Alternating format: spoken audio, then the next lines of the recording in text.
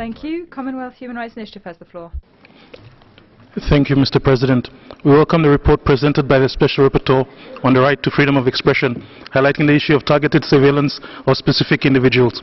We share concerns on the use of digital surveillance using private sector tools to gain access to devices, digital communications and other online and offline activities, and intend to repress the exercise of the right to freedom of expression. Wide-ranging legislative enactments used by governments to repress freedom of expression lead to the shrinking of civil space, invite self-censorship while also obstructing and penalizing journalists and human rights defenders for legitimate work. Such steps include coercing technology companies to provide access to encrypted communications and use of extraordinary laws with wide powers to curtail supposedly subversive activities on digital platforms. Mr. President, we would like to highlight concerns from the small island states of Fiji and Papua New Guinea.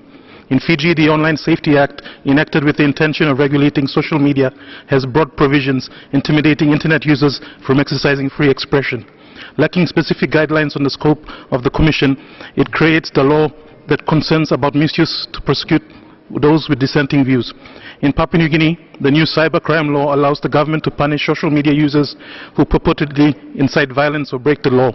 It allows investigation and prosecution for defamatory publication of material concerning another person, unlawful disclosure of classified information, and using electronic systems to incite unrest.